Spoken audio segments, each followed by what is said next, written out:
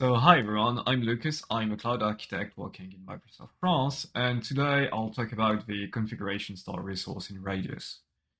So the main purpose of this resource is to give us a way to store services configuration in a centralized backing service and to make those services aware of any configuration change without needing to restart them.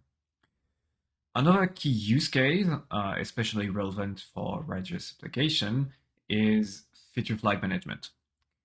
With Radius, you can deploy any application to any platform, whether it's a cloud provider or something else. And by adding Dapr into the setup, we can handle runtime communication between any supported services. So combining Radius and Dapr give us a really flexible application setup. However, there may be time when we still need the application to behave differently depending on where it's running.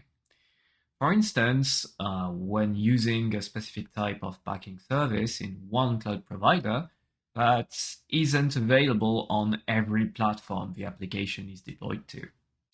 And this is where this building block will really shine. So for today's demo, we have three main components. We have Redis, we have the configuration store, which will use Redis as a backend, and we'll have the application itself, which has a Dapr sidecar, and will use the configuration store through a connection, which is there. The application itself is just retrieving the value corresponding to those keys, so key 1, key 2, and appconfig.feature.myFeature, which is a feature flag. So we can see there the get configuration item for each of the configuration key. And there we can see the subscription with a callback, which will just display the value once they get updated. If I deploy this application, which shouldn't take too long,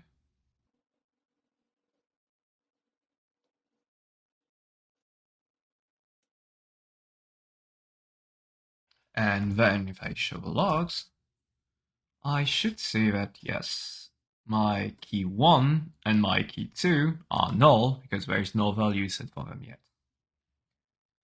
I can then go to my Redis instance and then manually change the value. So key 1 will be 111 and key 2 will be 222.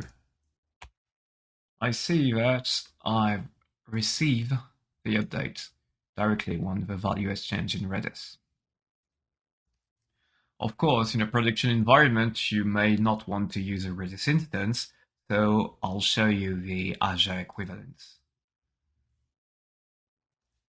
So this time I have the same application, but I'm using a recipe.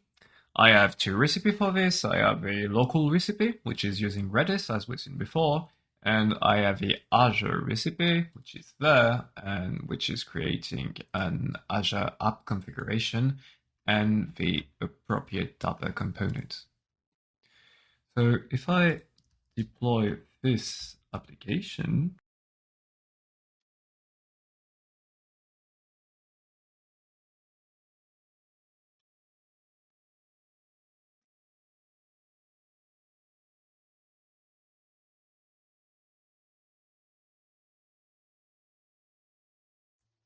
and then if I once again attach to the logs,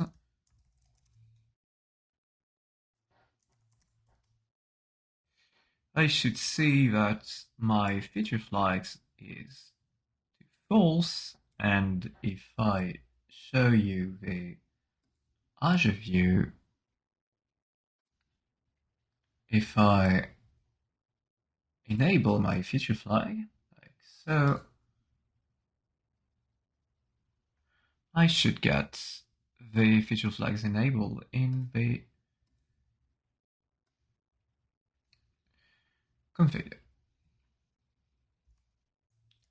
And that's pretty much it for our demo. Thanks again to the Radius team for letting me contribute to this project.